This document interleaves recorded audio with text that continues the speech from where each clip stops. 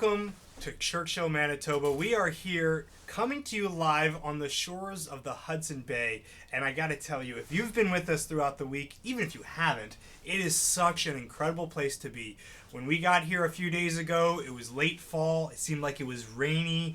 Nothing was frozen, and in the past couple days, it has gotten cold, the ice is forming, we got snow last night, and best of all, we have polar bears. That's right, that's what you're seeing right now. There are polar bears out there, and so what we'd like to do is just welcome all of you to Polar Bears International Tundra Connections program.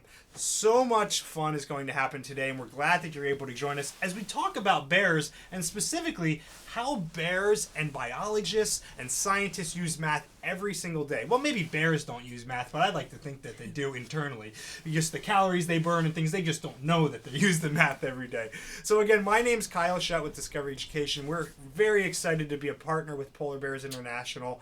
And what I'd love to do is hear a little bit from our panelists. If you can each welcome all of the students out there, tell them who you are and what you're doing up here this week. Go ahead, Jody. Hi guys, my name is Jody Reimer. I'm a PhD student, so I've been in school a really long time, and I'm a mathematician, so I get to do math all day, every day. But recently, I also started to get to do some work with polar bears, so I work on the mathematics of polar bears. So I'm super excited to be here with you guys today. This is like the most exciting thing for me, my two favorite things, math and polar bears. And I get to talk to you guys about it, so I'm really excited to be here. Thank you. Dr. Smith. Hi everybody, I'm Dr. Tom Smith. It's great to be here. I come from Provo, Utah, where I teach a suite of courses on wildlife research, wildlife management at Brigham Young University. I've been studying polar bears for the last 14 years, and black and brown bears, or grizzly bears, for much longer, up to 22 years on those. So it's great to be here and to be able to meet with you today and to share some of the information that we have. Thank you so much. And when we talk about polar bears, we're really talking about more than just the bears. We're talking about their ecosystems. We're talking about their populations. We're talking about sea ice. We're talking about climate and sometimes climate change. There's a lot of things that we're talking about, and I think you'll see that as we go throughout the program. So what we want to encourage you to do is to interact with us. Many of you have already logged into that little chat window. We can see you. Thank you so much for doing that, posting your comments, posting your questions. And of course, if you're on Twitter, you can use the hashtag Tundra Connections, where we will also be searching for your questions and comments. You can send us your little pictures of your classes viewing the Tundra Connections webcast. It's always fun to see that. And of course, you can also email us. Go ahead and type an email to questions@pbears.org. questions@pbears.org. So we're going to jump right in here. And again, the title of our webcast today is Polar Bears by the Numbers. And I think it's important when we're talking about by the numbers, what do we really mean? Well, numbers have everything to do with where we are. In fact, we are in just outside of Churchill, a few kilometers, another measurement of numbers, away from the town of Churchill. And do anyone here on my panel, do you know, what's the latitude of Churchill? This is Tom, Dr. Smith. It's 59 degrees north latitude, so we're well over halfway to the North Pole, and you can certainly tell that by going outside today. It's frozen, snowy, and very wintry looking. Absolutely. So there's another number. You're going to hear lots of them today. In fact, I would almost challenge you. See how many times we've referenced numbers, a measurement form, location, because you'll find if you really look closely, numbers have everything to do with what we're talking about. So latitude, perfect example. We are here 59 degrees. What about tundra buggies? I heard a stat today. I believe it was somebody from Polar Bears International, BJ, who's helping us to run this program. I heard an interesting stat. We're out on these big tundra buggies, right, guys? And for the students that don't know, think about your school bus, right? Or maybe even a train with huge monster truck tires on it, right? That's how we can go ahead through the ice, through the puddles, through the snow. And you're even looking at an image of one right now. And so that's kind of like the vehicle that we're on. And those wheels that you can see, they're probably 5 feet high. I mean, maybe almost 6 feet high. They're really big. But another question for the panelists. We'll see how awake you've been today. How many pounds did BJ mention one of these tires could hold?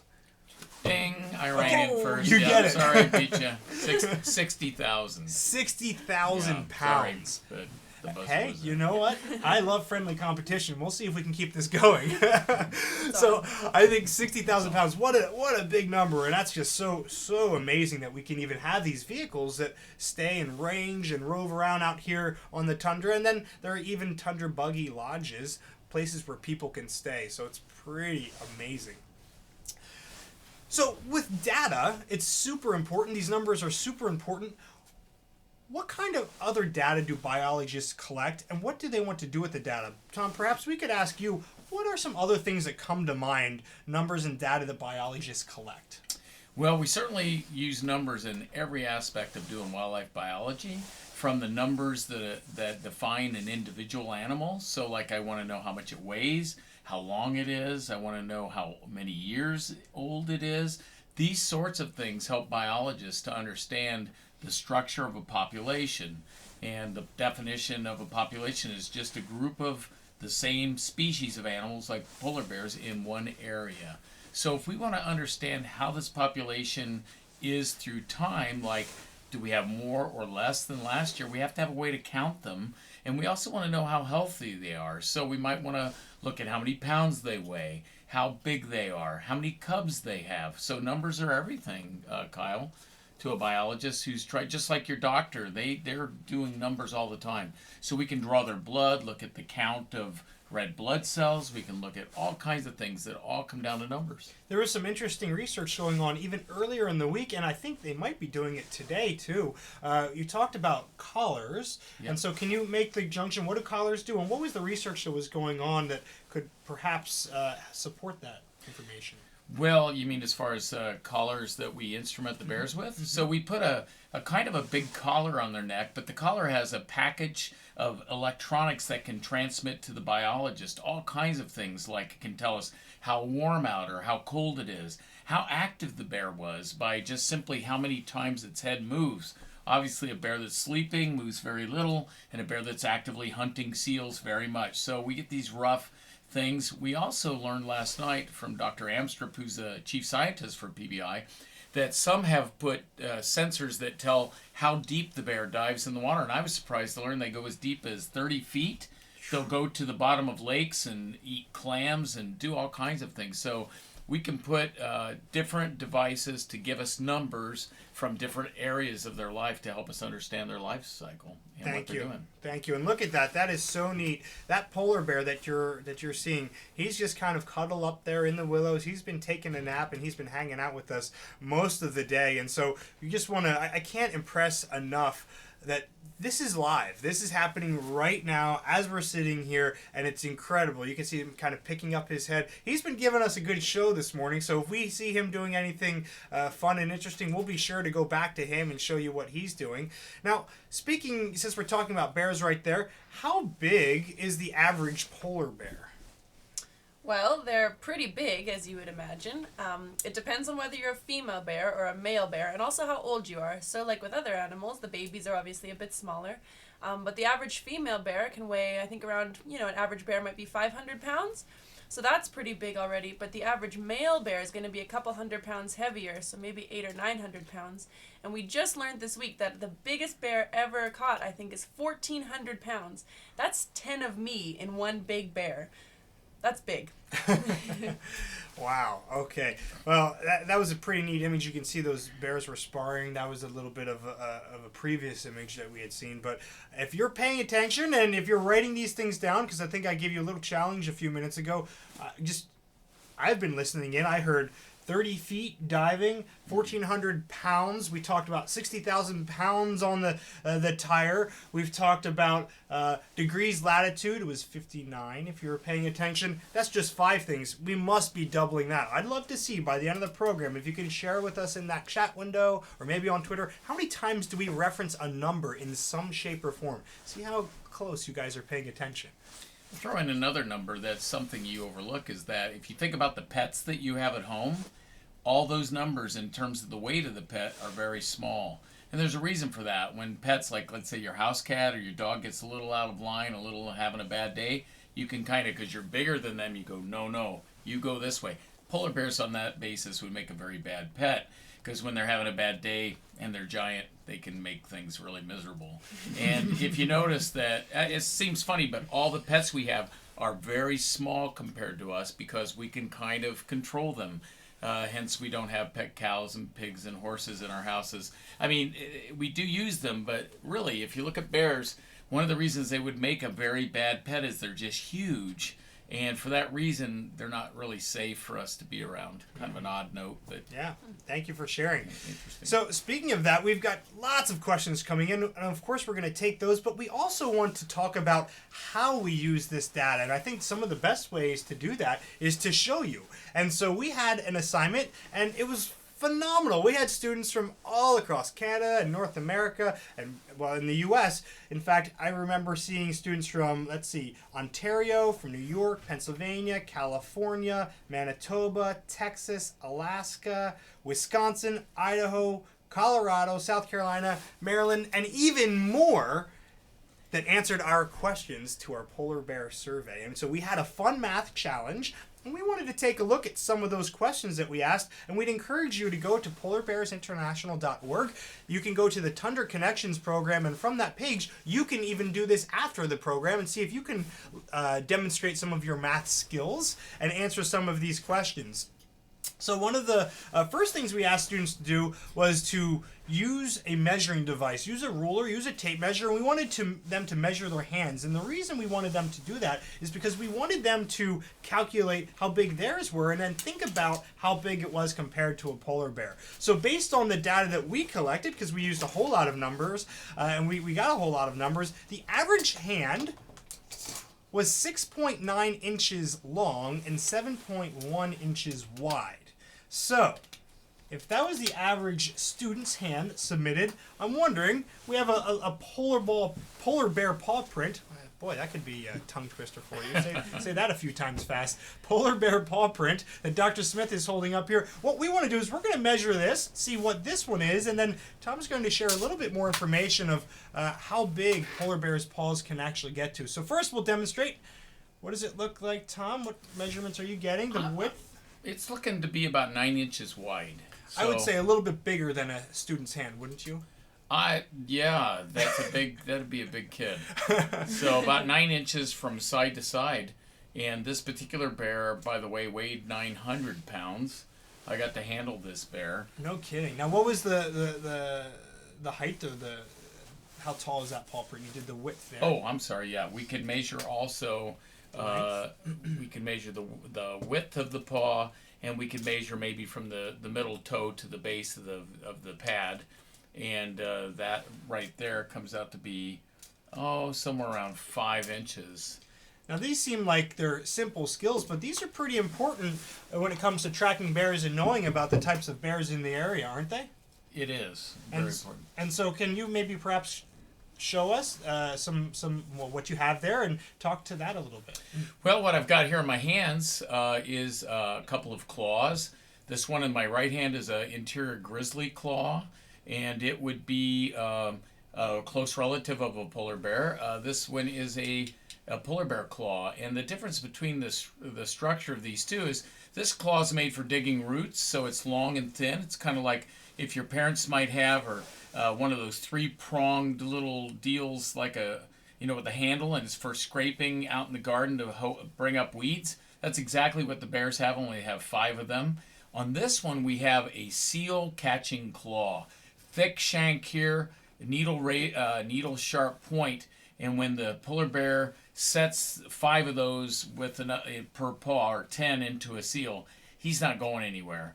In fact, they can yank a seal up through a breathing hole with such force that it's all in one smooth motion. So these are very powerful. You could tell a lot about animals by their claws and by the shape of them and what they do. I know for birds it's the same way. If we were to have a black bear claw here, it would look much like this one, only even more hooked and a much sharper point, because they can climb trees. And that's because that's their primary way of getting away from a threat, is to climb a tree and they can actually climb a telephone pole. Grizzly bears cannot. And polar bears aren't going to do it either. So anyway. I'd probably be using too much energy for a polar bear. Yeah, they would pass on that. But this is a seal catching claw here, and that tells you a lot about their life. Great. Thank you very much. So thank you to all of you that submitted. And so what we're going to do now is we're going to shift to one of the other questions. We've got so many questions coming in. Please continue to share all of those questions with us, because I've seen a lot that really you're going to help us out when we get to some of our later challenge questions. But Jody, I think we're going to shift to you a little bit and talk about some of the work you did, specifically about the temperatures of this area and the climate of this area, because we asked students to do this too, didn't we? We did, yeah. And so you guys, if you were doing the math challenge with us, or you could do it afterwards if you're interested, we got people to look up the average temperatures around this time of the year, wherever you guys live. And so do you have the averages I do. up there? Mm-hmm. So the average hometown temperature for students this year on October 17th was 59.2 degrees Fahrenheit, and historically it's 62.7 degrees Fahrenheit. So the difference is 3.5 degrees there. And so most said that difference was small, but I think that might help us when we talk about the difference between weather and climate. Yeah, that's a good point. So a lot of people get these two words confused because it can be kind of tricky. But so weather is, I look outside the window today and it's snowing and there's a really, really strong, nasty breeze. And it's pretty cold, but that could change tomorrow. That could change in the next hour. That could change the next minute. It's very short time scales, and so we're looking at what happens day to day, hour to hour, and week to week.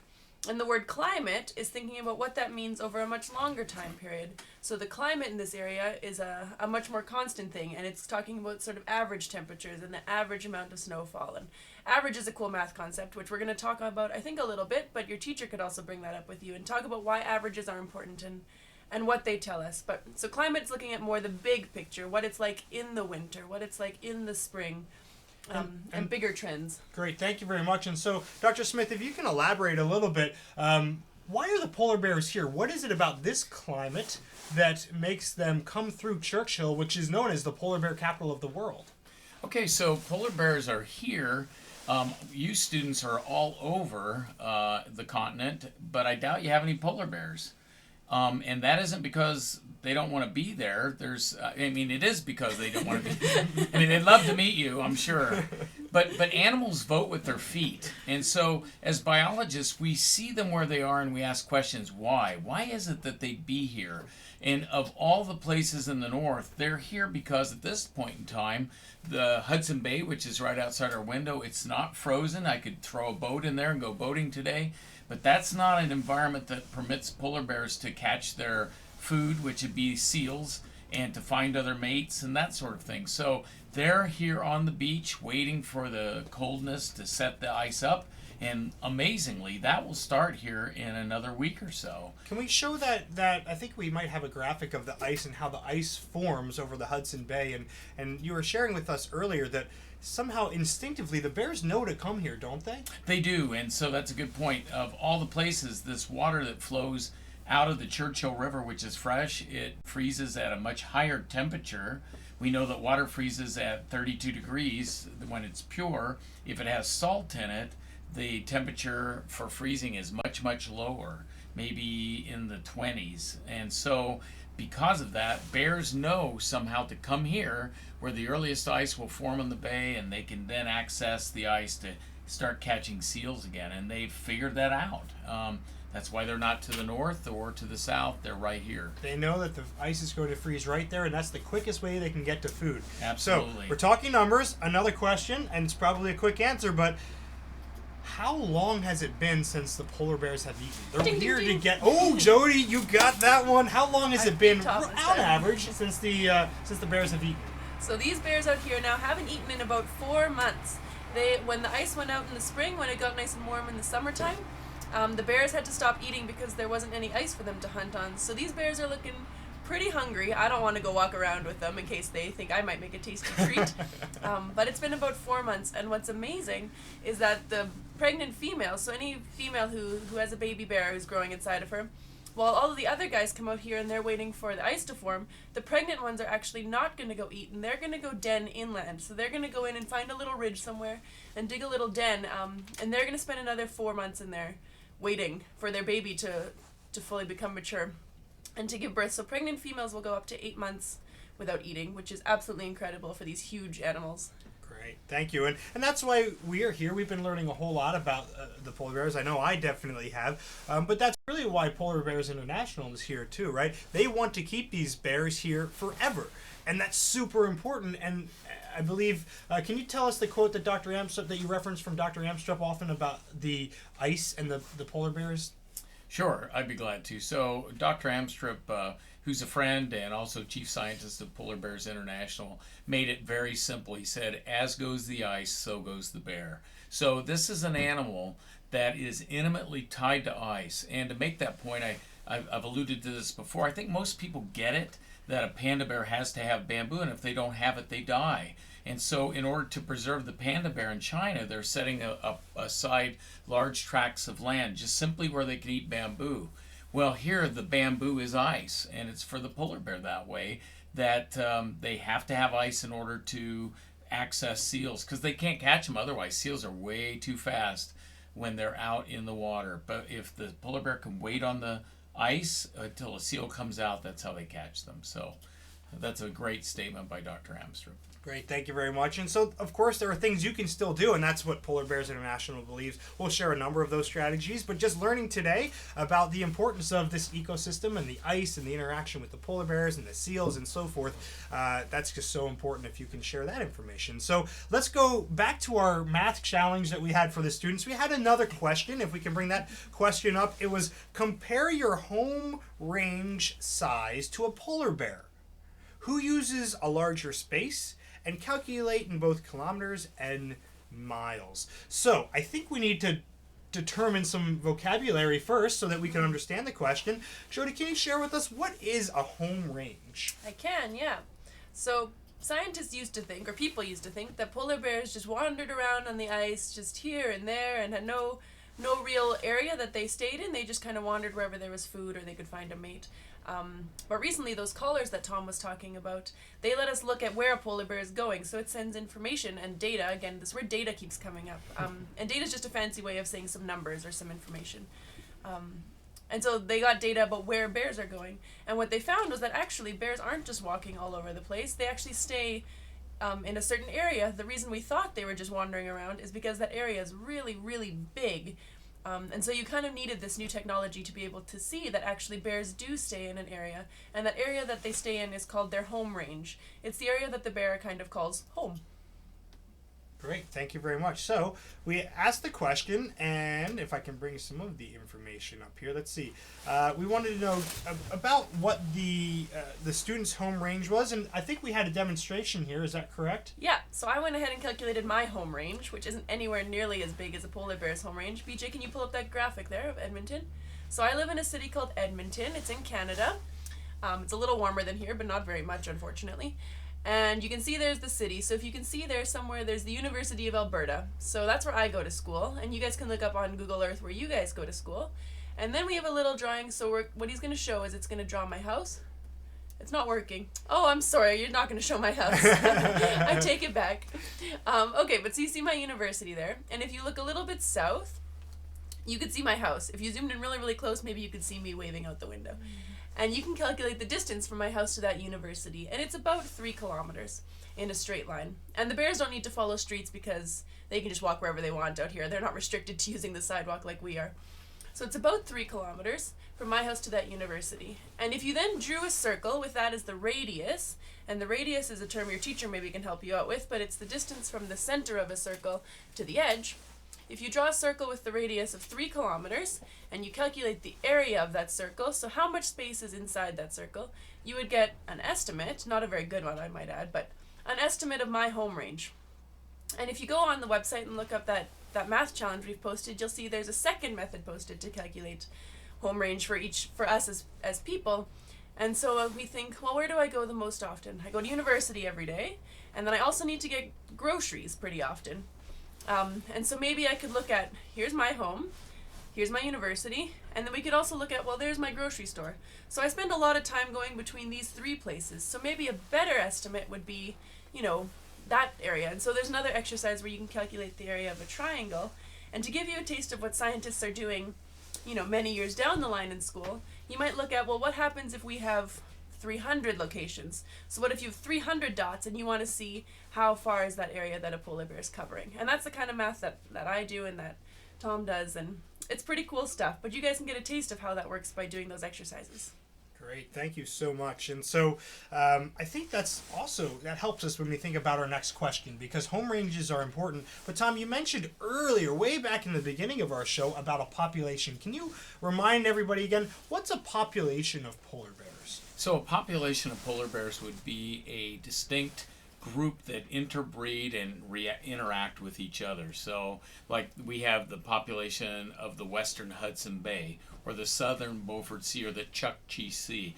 They're not clean units because we do have some movement on the edges, but by and large we find these are animals that live in a designated area and they tend to stay there.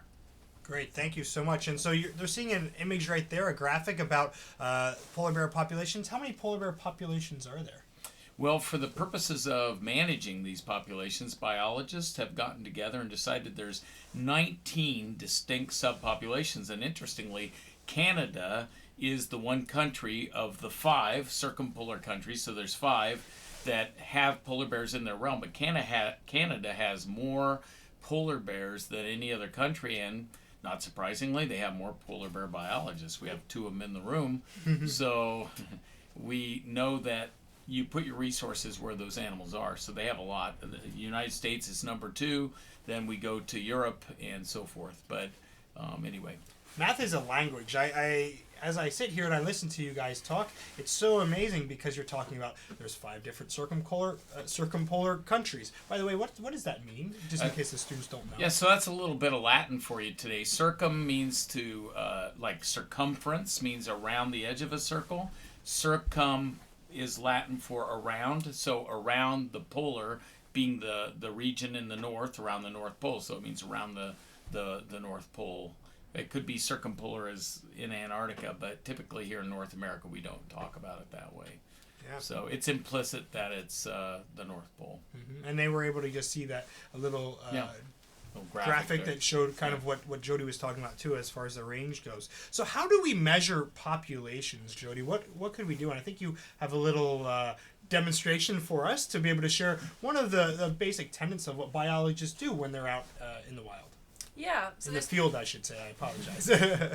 There's 2 big questions that field biologists and ecologists are interested in asking, and one of them is, how many animals are there? So how many bears do we have around us in western Hudson Bay? And the other one is, where do those bears go? Where are they? And so it's actually surprisingly difficult to get an answer to these 2 questions. If I wanted to know how many students are in your class, you guys are all sitting in your desks, I hope, and I could just go and count you guys. But the bears don't really line up. They don't, show up for me to do a nice count for them. And so we have to come up with some pretty creative ways to figure out how many bears are in an area. And so one of the ways that's been really important for biologists in the past and is still being used in a lot of places today is called MarkRecapture. And so we were talking about it and realized that's a great way for you guys to see what a biologist does day to day and figure out how they kind of get a guess at these numbers, and also a great way to practice your fractions, which is one of my favorite things, because fractions are kind of tricky. So I'm going to show you guys a little bit about how MarkRecapture is going to work. So MarkRecapture, is that correct? That's yeah, what this there's 2 words that are combined into this title. The first one is mark, so we're going to talk a bit about how we mark the bears, and the second one is recapture. So recapture, we're going to capture them twice. That's what that's implying. So there's a couple of different steps in the MarkRecapture process. The first one is you have to go out, and often, I was out here in September doing this, but you fly around in a helicopter, and you look for a bear. So you fly around until you see one, and then once we see one, we shoot it with a tranquilizer dart, so we put that bear to sleep for a little while, kind of like if you go to the doctor and he needs to do some surgery or something. So we put the bear to sleep, and then while the bear is sleeping, we give him an ear tag and a lip tattoo. So you punch a little hole in his ear and just give him a little earring. I don't know if the boy bears like it, maybe they do. And they're white, so you don't really see them, but each ear tag has an identification number. So you guys have your own name, I have my name, and each bear out here that's been caught has a unique number. And so each bear gets a number on his ear and in his lip, and then we let them go. And so they wake up from their sleep and they go back to doing bear things. And then we go back home. So Tom goes back home, I go back home, then we let the bears hang out for a year. Then we come back 1 year later, and this is where so that's the mark part, and then we're going to have the recapture part. Well, actually, I'll show you. I have a nice demo to show you this as it's going. So we were like, wouldn't it be better if we could show them? But we are also in the middle of nowhere. So I'm going to show you with cheese.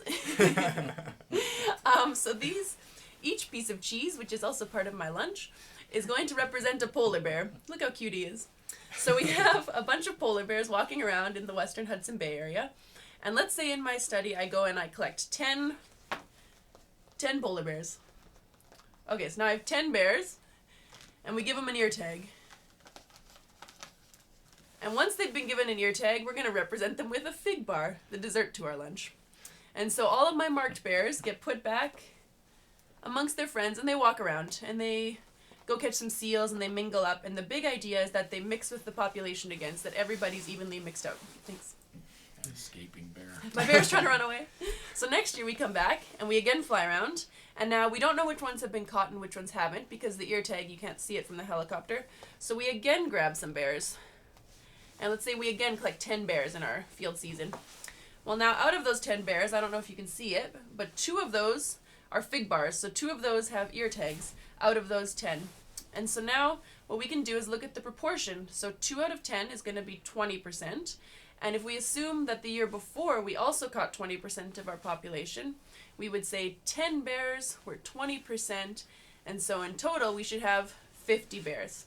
BJ, can you pull up that graphic? Is that going to work for us? We're going to do some fractions on the screen. Oh, yeah. Okay, so you can see here we're calculating P, which is 2 over 10, the proportion of bears that we recaptured that were tagged before. Then we use that P to calculate the total number of bears. And so that's going to be equal to our first sample, which was 10 bears, over that P. So 10 divided by P. And so that's 10 divided by 2 over 10, if you see that P above you, which is equal to 10. And then this is one of those fraction tricks you might have to get your teacher to help you out with. All right, here it comes. So it's 100 divided by 2, and that's equal to a guess of 50 bears. And so as you can see, instead of us having to fly around and count all 50 bears, we only had to count 10. And we only had to count 10 2 years in a row to get a pretty good guess of how many bears there are. There's going to be a really cool MarkRecapture exercise up on the Polar Bears International website. And so you can do this exercise, and then it gets into some really fun stuff that I got excited about. About, well, how many bears can we catch that's enough? How many bears do we have to catch to give us a pretty good guess? Yeah. So it's pretty fun, and that's stuff that we use every day. They're still doing that. Tom, do you do that in your work? We do. Yeah. We do for all kinds of animals. Were either of you able to see, and perhaps you can't see it because we weren't close enough, but that bear, there's a bear right outside our window. I think they're looking at it right now. He's just kind of been snuggled up there in the willows, hanging out. Were you able to see whether that one had been captured or not? I haven't noticed, but you have to have binoculars and look right inside their ear. Mm-hmm. And it's a little tiny white disc. Okay, so... But this is the most heavily studied population of polar bears in the world, and somewhere around 75 to 80%, or 8 out of 10 bears, is what that means. 8 out of 10 bears have been captured, handled, and released here, so the biologists could do exactly what Jody was talking about. Not only can you then estimate numbers, but more interesting as you get into the heavier math, but not too difficult, we can look at the population structure. Whether it's young, old, and that tells us a lot about the future of polar bears. Mm-hmm. Yeah, so if you ever hear your parents talking about the baby boomers, that's kind of like the human version of what might be happening to polar bears. So this is the way that we would get at that information. Exactly. Great. Wow. I hope you're paying attention. I've lost track already, but I can't wait till you guys share with us later on how many numbers and labels we've thrown out there. There's been a lot of math, but you can see that we do this every day. Well, we don't. You do. I don't. But it's so incredible that math, it really is a language, and it's the support structure for everything that you do while you're out there. I think you wanted to add something? I was just going to add this, and I work with wildlife students, and one of the things that we find with these students is they go, oh gosh, I'm going to study wildlife because I really don't want to work with plants. Well, guess what? You're going to learn plants too, because where the plants are is where the wildlife is. They go, well, no, I'm going to study bears. Bears eat other things.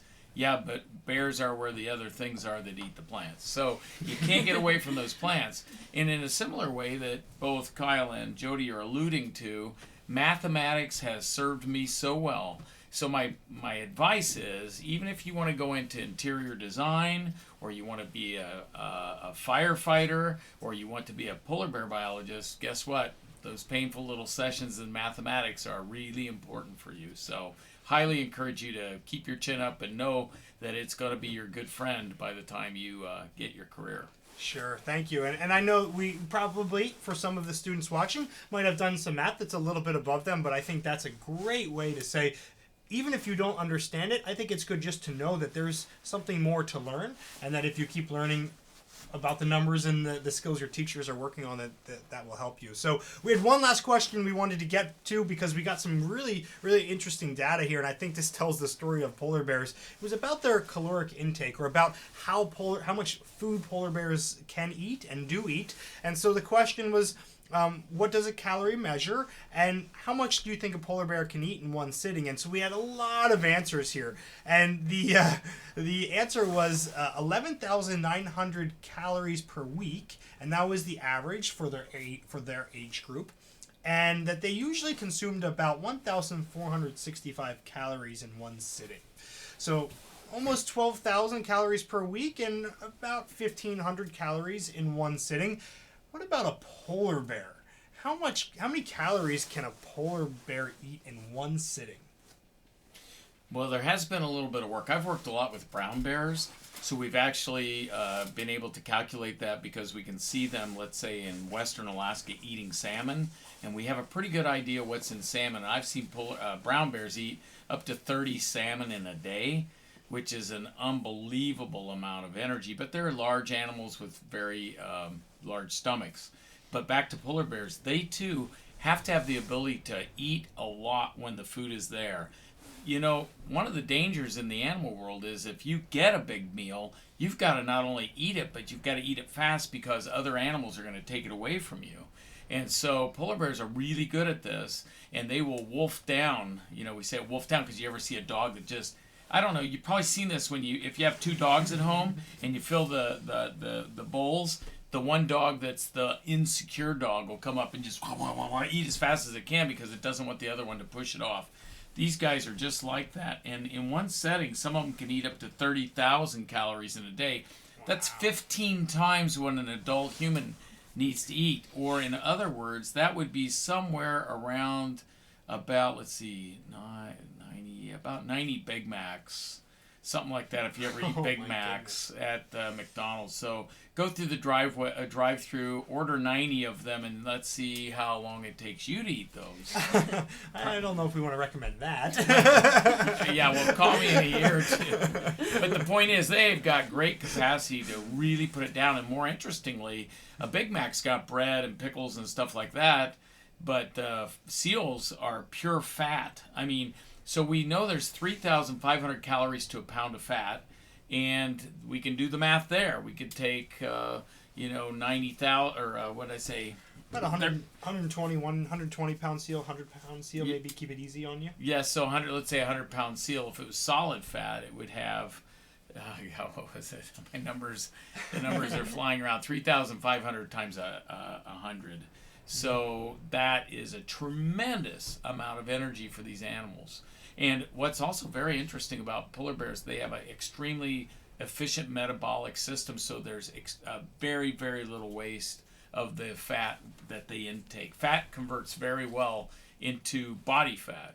So what's interesting is, just one side note, when you look at that polar bear in the bush, basically what you're seeing is a repackaged seal that now is wearing white fur and claws and is no longer, a seal. And that's how the food chain works. Energy is passed up the food chain until it's concentrated, and then maybe some other animal comes along and capitalizes. But getting a little... I love that. Lots of great math there. And so even if we bring it back and simplify it, let's just talk about seals in general, not even the amount of calories they provide, but does a polar bear, lots of questions coming in here, does a polar bear usually eat multiple seals at one time? Go ahead, Jody. I think Take a shot at it. he doesn't. it's hard to go out and catch multiple seals at one time. Usually a polar bear has to try for a while. I don't know. You can watch some pretty funny videos on YouTube of polar bears trying to catch seals.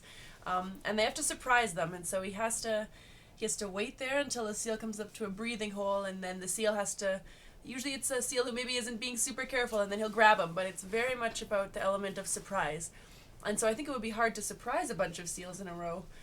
There's usually quite a bit of waiting involved in the polar bear feeding. So he usually eats one, and then he might need to take a little break and let that digest a bit, kind of like after Thanksgiving dinner. Do you have anything to add, Tom? How many seals a week? Well, go ahead. Well, biologists have figured, just for the sake of simplicity, polar bears need to eat about 1 seal per week, or somewhere around 45 to 50 seals a year.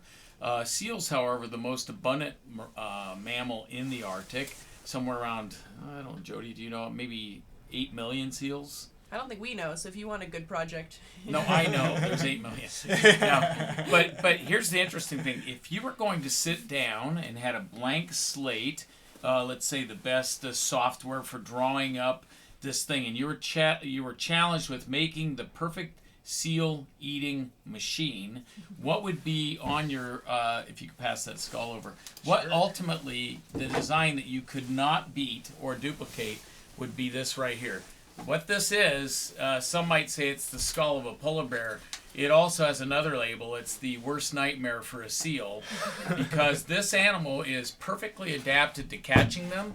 What I think that's really neat, see this big hole here? There's no teeth right here. That in biological terms is called a diastema. Big fancy word. It just means a gap.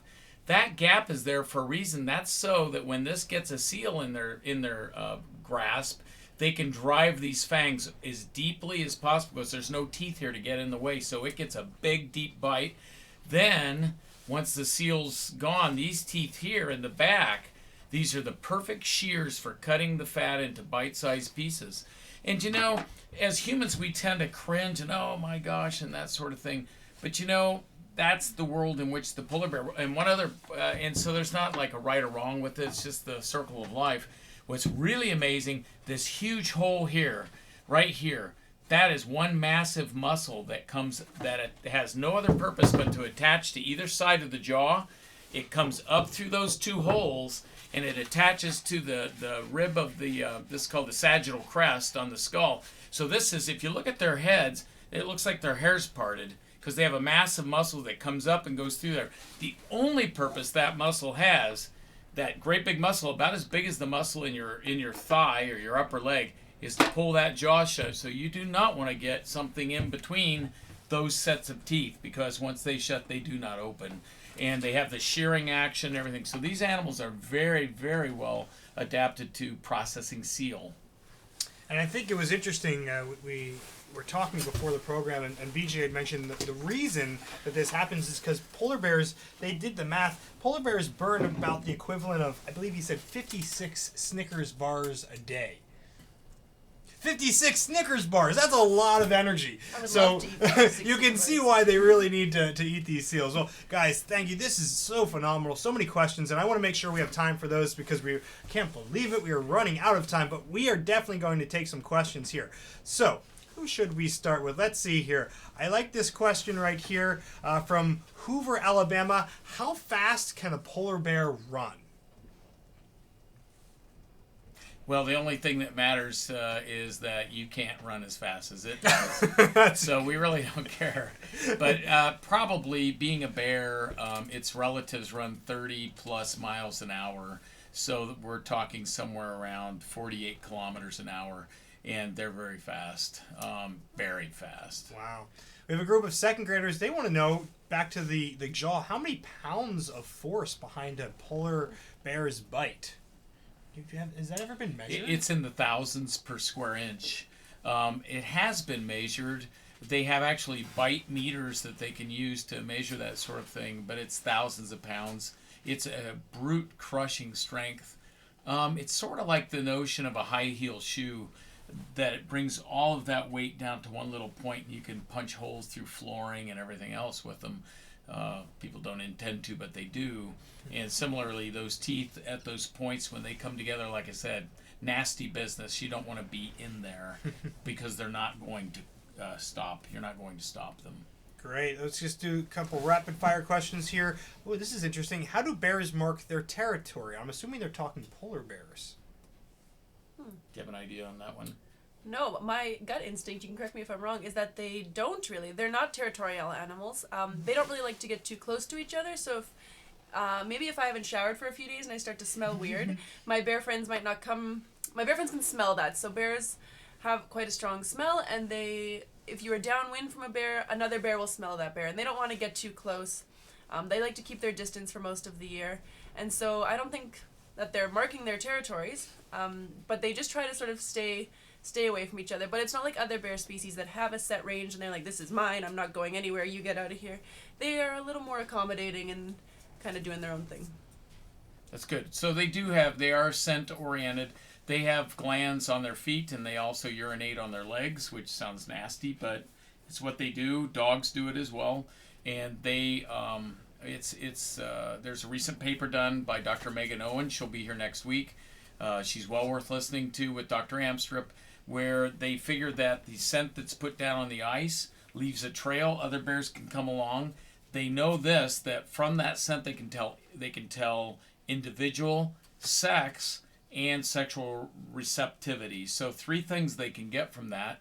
Thankfully, I don't get any of that. I don't really want to know that stuff, but they do. And we figure in a very featureless environment like the sea ice out here, that's the one way that keeps them together and so forth. But what Jody said is true. They have sort of a scent envelope around them that communicates their presence, and typically it helps them to maintain individual spacing and avoid conflict. So scent's a big part of it. Thank you. Flagstone Elementary, 6th grade class, they want to know what is hot? What's a hot temperature for a polar bear? And has this temperature changed a lot in the last 50 years? It's an interesting way of thinking about it. Well, I think even the temperature right now is a bit warm for them. They're just so unbelievably well insulated. So if you can see, we're all wearing these really, really warm jackets, and we're kind of hot sitting here right now, at least I am. And so, for example, if you asked me to get up and do some exercise, I would be like, no thank you, I'm a bit warm, because I have such a big coat on. And polar bears are the same way. They're covered in really well insulating fur. They have a thick layer of fat on them. And so if you ask them to do anything in weather that's even like this, we're just hovering a bit below freezing today, they're not going to like that very much. And I don't know if that's changed. I think that's kind of a constant thing for them. The climate is changing, but I think what bears can handle isn't, and that's maybe part of the problem as well. Okay. Lots of questions here, because we've been going back and forth a little bit. Why do you measure in feet and inches as opposed to meters? Well, as the American on the panel here, because America seems to resist change. When I was a high school student, actually they took down all the English measures. I remember on our interstate highway it said 110 kilometers an hour for the speed limit, and they tried to move us into that. And I absolutely hate the English system because I've been building a home. And so we have a board that's called a 2x4. It's 1 3/4 inches by some other bizarre number, and it doesn't work. The metric system, which Jody can in Canada now, they've embraced the metric system Fully. Oh, and it's so much easier. So why do we do it? Because we're stuck in a cultural kind of back eddy. But the Canadians said enough of that. They moved forward. I mean, really, so there's just differences in culture, kind of like differences in species amongst polar bears and grizzly bears and so. Just be grateful that you don't measure your weight in stones and how far it is to where you're going in rods. It could be worse. Furlongs. I mean, it gets worse. Okay. Well, we are running out of time. One more question here, and I'm searching. Oh my goodness! Thanks again, Anson Park. The Anson Park Flames grade 7, Mrs. Stevens grade 4 class in Hummercrest, Mrs. Martinez class, DuPont class, SMES 3rd grade. We see all of you out there. We cannot thank you enough for joining. I see again Mrs. Mitchley's class. Oh my goodness, there are so many of you here that are interacting with us, and we are so thrilled that you're able to do so. So this last question comes from me to you. maybe it's my second to last question. But my last question for the audience, if you can, how many times, if you were keeping track, how many times did we use numbers today? Were you writing down a list when we talked about 60,000 pounds, or if we talked about 19 polar bear populations? If you did, we would love to hear your answers, how many times we did that. And we hope that we did paint the picture for you that math is so important to everything going on up here.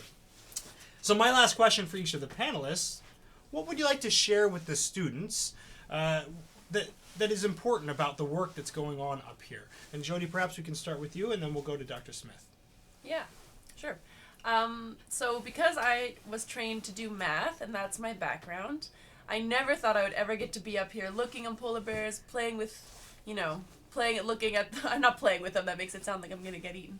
But looking at polar bears, studying polar bears, talking with other biologists, and just really getting into the world of polar bears. And I never thought that would be somewhere that math would take me.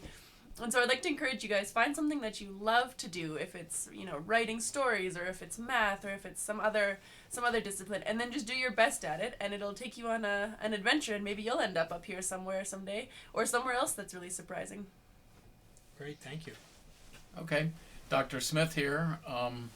As a person who's gone through the educational system like yourselves, just hang in there. It gets better all the time. You're going to, a fun part of school is getting exposed to all kinds of things. Like, who would have guessed that polar bears might be something that you feel this desire to help and want to put your skills to that end. But if it's not, your teachers are going to expose you to a lot of great things. Just be looking for what that touchstone is, for what it is that gets you excited, because it'll be a better life if you enjoy what you do, and if you get some excitement out of what you do. And I know all of us on the panel enjoy. Kyle's not a biologist, he's an educator, and he loves it. And Jody's a mathematician, and she loves it. And I don't love either of those two things. But I'm a polar bear biologist, and I love it. So it's fun to be around people who enjoy what they do. I know your teachers are there because they love you, and they love to educate. So be grateful for that. And you show that by listening and doing your homework, but it will pay off in big ways. So I'd like to encourage you to keep on. It's going to be a great ride and a great journey, and I know you'll get where you want to go if you just keep your eyes open and your hearts open to what makes excitement happen for you. Thank you. And if we can cue up that Discovery Education clip, one of the things that I wanted to share is just, we talk about math all the time, and often students ask, well, when am I going to use this? And so at Discovery Education, we're very excited to talk and to share ways that you are going to use this. And you're even seeing a little example of our new math tech book coming out on January 8th, and it talks about these exact types of issues, and it brings real world problems where you can even see right there on your screen, talking about things that biologists do, talking about how we manage wildlife and ratios. And so these problems that they might just seem like a worksheet or a number somewhere, we're trying to really bring that to life, because math occurs throughout the world at all times. And so we just wanted to share that with you, that's some of the work that we're doing around math, and we hope that you'll join us in that journey as well. So thanks to each of our panelists here. You guys were wonderful. Thank you for adding so much information about bears. And of course, there's so many people that we want to thank, and we want you to remember that Polar Bears International, polarbearsinternational.org is the website you can go to. Their goal is to keep polar bears here forever. And there's still time. We talked a little bit about how the climate is warming and a little bit how the sea ice is going away, but there's still time to save the polar bears. And so there are a number of things you can do. You can join us next week for our Polar Bear Week celebration. Again, I'm getting tongue-tied today. That's a tough one. Our Polar Bear Week celebration, November 2nd to the 8th, and we please do encourage you to do so. You can also go ahead and sign our petition for polar bears, and that asks world leaders to go ahead and take action on climate change so that we can start to help the polar bear and the ecosystem that the polar bear lives in. And there are things that you can do at home every single day, whether it's turning off the light switch, using less water for your shower, or when you're playing Xbox or maybe PS3, PS4, whatever it is that you play, don't just leave it running. Turn it off when you walk out of the room. Turn off the TV. All these little things, when done together, really do add up. In fact, for example, if every house in the U.S., one more little math fact for you, if every house in the U.S. alone switched to just one light bulb one regular light bulb to an Energy Star light bulb, it would save enough power to light 3 million homes for a year. And there's a little bit more math for you. That's just one light bulb. So there are lots of things that you can do, and that's really what we've been talking about today, ratios, proportions, and so forth. It's so important to think about that. So take a look at the Tundra Connections page on their website. Please, the Teachers Resources section is quite overwhelming with the amount of content, curriculum, resources, media there, and we definitely want to hear from you. Take our post-broadcast survey. Let us know what you think about this program. And you'll even be entered to win a free polar bear adoption. And that's a pretty neat thing. So please go ahead and give us some feedback in that survey. We'd like to end with our heartfelt thanks to Julene Reed, who's an Apple Distinguished Educator, and she's on PBI's she is PBI's Educational Advisory Council member who leads the Tundra Connections program. We also want to thank, of course, Frontiers North Tundra Buggy Adventures. They're who allow us to be out here on these wonderful Tundra buggies. We're sitting in the front of one of these. In fact, this is the windshield behind us. You can see the bears outside. And so these Tundra buggies, it's not exactly cheap to run these things, and so Tundra Buggies North helps us a lot there. And of course, support has been provided by Pearls of the Planet, which is a project of explore.org, and that is where you can see the polar bear cams. You could go see that after the show even, and that's a direct charitable activity of the Annenberg Foundation. The makers of Wirecast, Telestream, thank you so much for helping us be able to bring all of this great content, weave it together, and put on a show like this. And of course, Parks Canada, Google Street View, Canada Goose, these wonderful jackets, right? Taking It Global, the Center for Global Education, and our partner today, Discovery Education and the Discovery Educator Network. Thanks to all of you for joining us. It's been a lot of fun. We'll see you next time, and please, please, please, if you have time, stick around, because we're going to do a rebroadcast of Tuesday's virtual field trip to the polar bear capital of the world, and that is coming up in just about 30 minutes. We're going to take a look at what is it like to live here in Churchill, to interact with the people that have been here for a long time, as well as the cultures of today. So we would welcome you to join us as well in just about 30 minutes. Thanks, everybody. Have a great afternoon.